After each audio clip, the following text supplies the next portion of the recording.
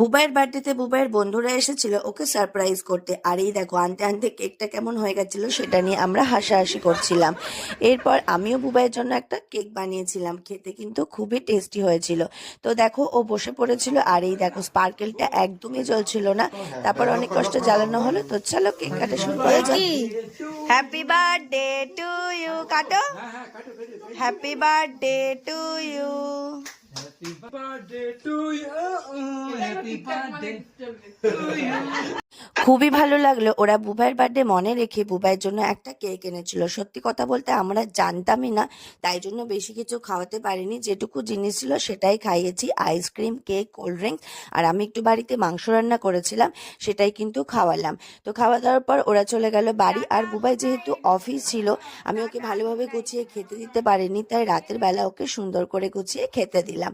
তো চলো নেক্সট ব্লগে দেখা হবে, টাটা।